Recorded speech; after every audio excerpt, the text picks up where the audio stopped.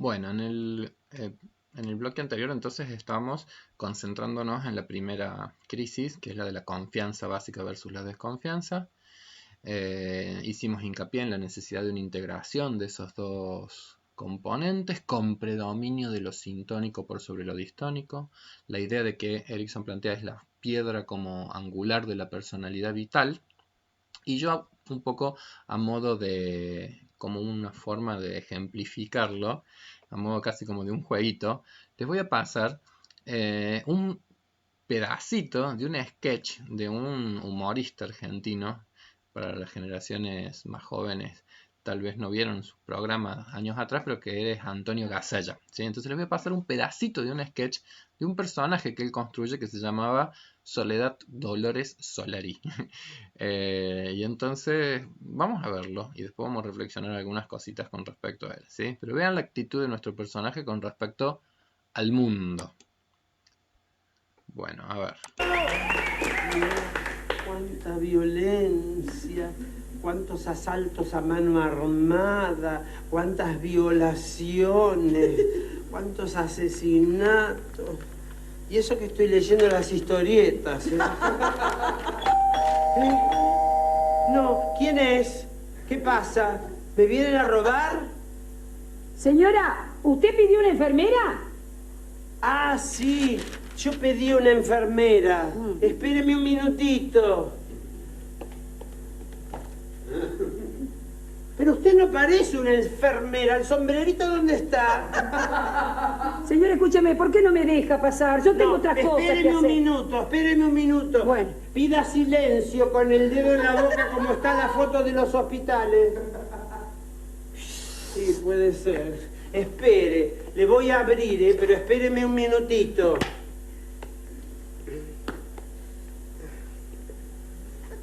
A ver cómo era esto. Estoy esperando, estoy esperando. Le pido que no me ponga nerviosa. El cuchillito no sale. Espere que le voy a abrir, un minutito, ¿eh? Sí. ¿Sabe qué pasa? Que hay que tener cuidado últimamente. ¿Dónde está la heladera? Ay, Dios.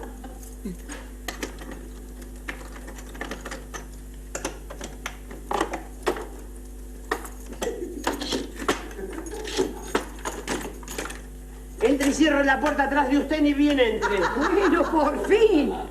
Ahora dígame, ¿por qué usa tanta cerradura? ¿Usted no lee los diarios? ¿Usted no ve la televisión, los noticieros? La inseguridad crece día a día. A la del quinto F, ayer, le entró gente. ¿Ladrones? No, ladrones no, parientes del interior. Pero yo me pegué un susto porque tenían una cara tan fea. En fin. ¿Qué hace? ¡Quieta! ¡Quieta! Saque la mano lentamente de ese maletín o la descorcho. Pero, señora, ¿qué está diciendo? ¿Cómo que estoy diciendo? Alto, ¿eh? ¿Qué es lo que va a sacar de ahí? Lentamente deje el arma en el suelo, ¿eh? Sí, está bien. Deje eso ahí, ¿eh? Lárguela en el suelo. Ahí está. Sí. ¿Conforme? Sí, estoy conforme. Bueno, ahora, ¿me deja que le aplique la inyección? No, un momento, ¿eh? ¿Por qué? ¿Esa es la jeringa? Sí. ¿Y cómo sé yo que usted dentro de la jeringa no tiene puesto algún tranquilizante y entonces me duerme y aprovecha y me desvalija toda la casa? ¿Pero qué me está diciendo? ¿Usted se cree que yo soy una delincuente? Yo soy una humilde enfermera, señora.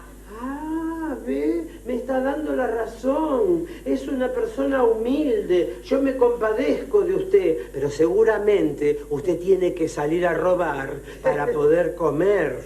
Tome, le doy esta manzana. ¿Qué? ¿Quiere que te diga una cosa, loca? Dejá la manzana y querés que te diga, anda que la inyección te la aplica el veterinario de esquina. Ay, Dios mío, qué suerte que no se me llevó la cartera. ¿Cómo está este mundo, Dios mío? Yo hasta Belis lo vi preocupado el otro día. Después terminó de cerrar todo.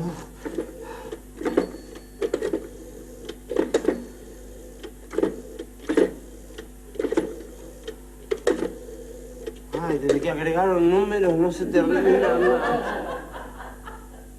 Hola, ¿la comisaría? Sí, me reconoció la voz. Soledad Dolores Solari, soy yo otra vez. No, esta vez el chico del supermercado no me quiso violar. Fue la enfermera de la farmacia que me quiso desvalijar la casa. ¿Ya mandan el patrullero? Hola, hola, hola. Me colgó. No hay seguridad. En este país no hay seguridad.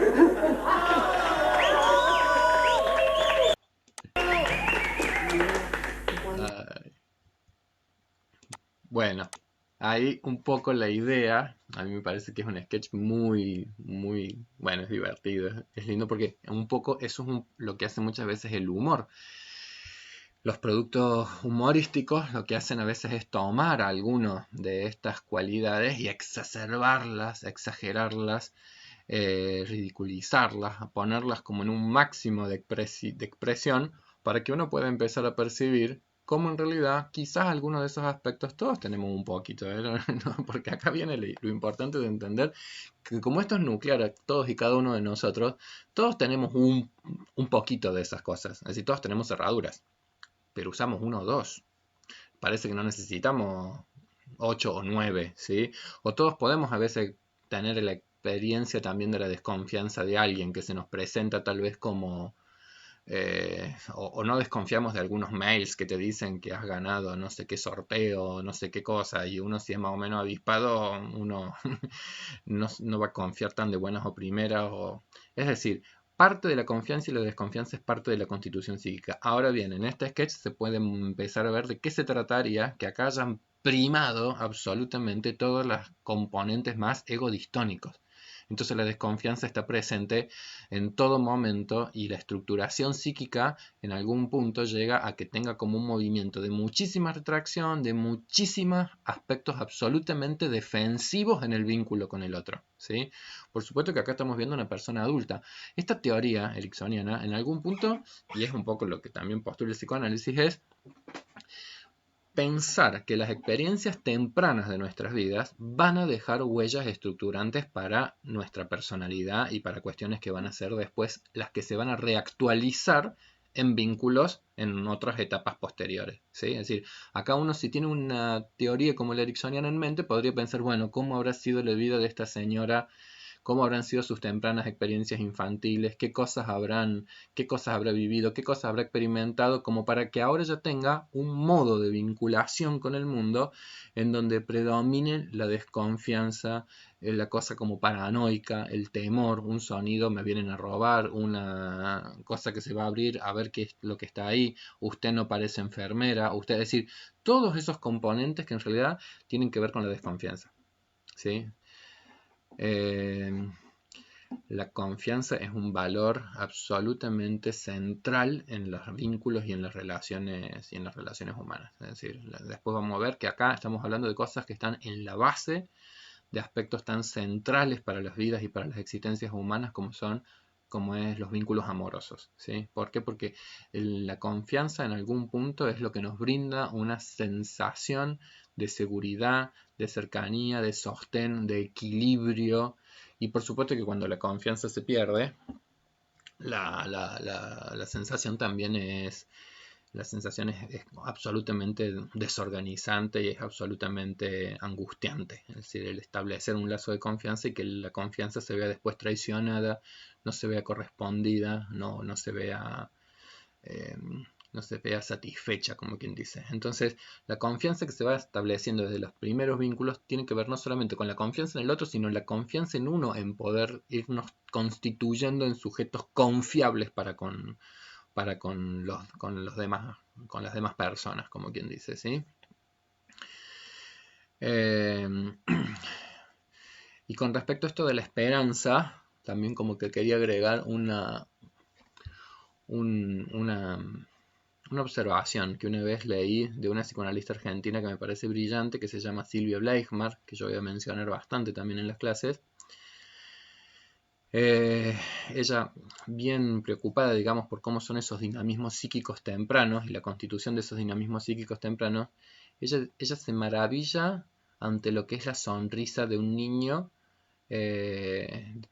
cuando llega, por ejemplo, una mamá. Entonces dice algo así como: piensen ustedes la fortaleza psíquica que implica que un niño que esté atravesado por el malestar y por el hambre, y ese malestar acuciante, y de repente cuando llega la mamá, trastoca esa cara de dolor y de sufrimiento por una sonrisa. Entonces dice, ahí está pasando algo maravilloso, porque está desatrapándose de lo imperioso de la necesidad, de lo angustiante de la necesidad, del dolor, del malestar corporal que está sintiendo, y lo está trastocando y lo está... Ojo, qué molesto esto. Bueno, lo está convirtiendo en una sonrisa, es decir, ahí empieza a percibirse que la necesidad del reconocimiento mutuo es más significativa que el alimento. Es decir, nos estamos humanizando. ¿Por qué? Porque no solamente de pan vive el hombre. Esto no se trata de necesidades solamente biológicas, autoconservativas. Es decir, no es solamente una cuestión alimenticia, sino que aquí uno empieza a percibir que en términos psíquicos el apego es algo, lo vincular, tiene una fuerza y una cualidad de gran significación, de fundamental significación. No es solamente una cuestión de que estoy necesitando el alimento material para la supervivencia, sino que la dimensión del apego, es decir, la dimensión vincular, es lo que está en la base de la comprensión de lo significativo de los vínculos en la constitución del propio psiquismo. Y por supuesto que, digo, no solo de pan vive el hombre, pero al mismo tiempo de pan vive el hombre. Entonces la alegría de ese niño porque ve el rostro materno y la constitución de la esperanza como fuerza yoica, después se verá corroborada cuando junto con ese rostro venga también la satisfacción de la necesidad material, ¿sí? Evidentemente que eso también va a estar presente. Pero psíquicamente hablando, nosotros ahí lo que está primando es básicamente la regulación que el otro puede generar en nuestro propio psiquismo. Bueno, espero que hayan disfrutado del sketch de la soledad y que se vayan ejemplificando y que se vayan haciendo como más claro de qué se trata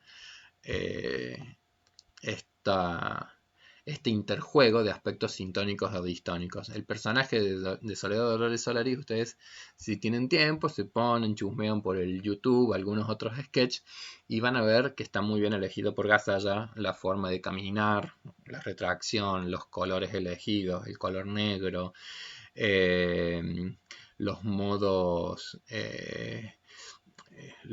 hasta el nombre, soledad, dolor, Solari, todos los movimientos que hablan de lo que serían lo contrario a la emergencia de fortalezas que vayan haciendo de una persona con recursos para justamente posibilidades cada vez más adaptativas y que tienen que ver, en vez de con la retracción, justamente con la posibilidad de irse vinculando con otros, con el entorno, con la apropiación también del propio cuerpo, y sí, la experimentación con el propio cuerpo, bueno, todo lo que tiene que ver con un movimiento más salutógeno y no con ese movimiento de retracción, de desconfianza, de aislamiento, de distanciamiento. Bueno, muy bien, entonces, ahora vamos a empezar a mencionar un poco más ya la segunda etapa del desarrollo, es decir, la que tiene que ver en el modelo freudiano con lo que sería la etapa anal que le llamaba Freud. Freud le llamaba la etapa anal. Ustedes piensen que hacia el año, entre el año, los 2 años, los 3 años, acá vamos a hacer una salvedad importante. En los modelos que tratan de resumir a Erikson siempre se afanan en tratar de poner edades, ¿sí? Bueno, que tal etapa es de tal año a tal año, que el primer año de vida, que la segunda etapa es de los 2 a los 3, de los 3 a los 5. Vamos a hacer una salvedad importante antes de avanzar porque es motivo de muchas confusiones después a posteriori y eso está bueno. Está bueno que nosotros expliquemos el marco de la cátedra. Uno cuando da textos para leer no quiere decir que necesariamente coincida con todas las cosas que están puestas en los textos. el texto de Bourdieu peca también de este esquematismo del cual no logra escapar y que nosotros tenemos que tratar de romper. Es decir, un déficit quizás del modelo ericksoniano es justamente que quienes lo divulgaron posterior a Erickson han mantenido siempre como una cosa de mucha rigidez esquemática, ¿sí? Entonces en esto de tratar, por ejemplo, de mantener edades muy firmes. Esto de las edades es siempre bastante relativo. Se puede conservar porque hay como mayores regularidades en las primeras etapas del desarrollo, entonces es como más fácil de mantener cierta regularidad de etapas en las primeras etapas del desarrollo, pero a mayor avance en el proceso vital, cada vez es un error tratar de mantener esas rigideces, ¿sí? Es decir, si yo preguntara en este momento, ¿cuándo termina la adolescencia? Ahí es cuando van a ver con claridad que esta intención de tratar de mantener edades como rígidas de inicio y finalizaciones de etapas se rompe brutalmente. Quizás todavía siga siendo más fácil en las primeras etapas porque el peso de los factores biológicos en la organización de muchos de esos periodos es mucho mayor que a medida que van pasando los años, en donde el peso de los factores biológicos empieza a disminuir sensiblemente, ¿sí? Y empiezan a ser cada vez más aspectos del orden psicosocial los que van a ser muy significativos a la hora de definir un periodo vital. La adolescencia es un ejemplo clarísimo de cómo, cuando hablamos de crisis de desarrollo, ya hay que pensarlo en términos de crisis psicosociales, ¿sí? Entonces la adolescencia está muy marcada como crisis psicosocial por el modelo de sociedad de cada lugar y de cada momento histórico. Entonces, así como Erickson veía que en algunas sociedades más primitivas la adolescencia se reducía a un periodo temporal muy corto o incluso a un rito de pasaje que podía durar una noche. Entonces era un ritual y a la mañana había sido un niño y a la noche ya a partir de ciertos rituales en una comunidad pasabas a ser un adulto de tu tribu. Entonces la adolescencia se resumía a un día y la adolescencia actual, si yo pregunto ¿cuándo termina la adolescencia actual? Entonces uno percibe que es muy difícil ya querer sujetarse a edades cronológicas para definir las etapas. ¿Estamos de acuerdo? Bueno, ese esquematismo todavía en algunos autores se percibe. Entonces, en este esquema, por ejemplo, lo van a ver. Y acá, por ejemplo, dice adolescencia entre los 12 y los 20 años. Chao. Ya quedó corto. Es decir, pensar que la adolescencia termina a los 20 años en algunas, qué sé yo, clases sociales argentinas del 2020 es ridículo. ¿Por qué?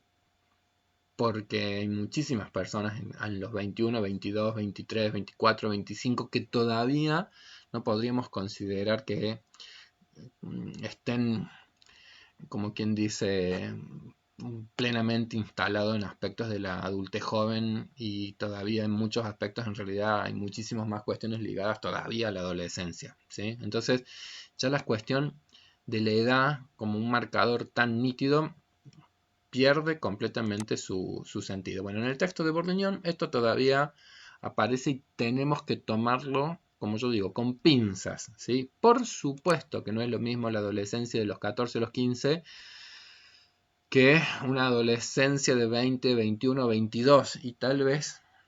Pero bueno, acá lo importante es tratar de entender que el esquema no tiene que ser algo que nos reduzca nuestra comprensión. El esquema tiene que ser algo que nos ayude a comprender algunos aspectos del desarrollo humano, pero que no se transforme en algo que por exceso de esquematismo después a nosotros nos impida pensar, ¿sí? Entonces, a nosotros un modelo teórico nos tiene que ayudar a transformarnos en profesionales del área que sea, en profesionales que podamos pensar desde un marco conceptual, ¿sí? Como con Soledad Dolores Solari, es decir, bueno, yo veo ese sketch, bueno, si soy un profesional que he estudiado modelos del desarrollo humano, tratamos de entender el comportamiento humano desde distintas perspectivas teóricas, bueno, se supone que yo tengo que poder hacer una lectura de ese sketch con algún concepto teórico que me ayude a entender el porqué del comportamiento adulto, por ejemplo, paranoide, como el de esta mujer. Es decir, entonces yo estoy empezando a leer la realidad desde una perspectiva teórica.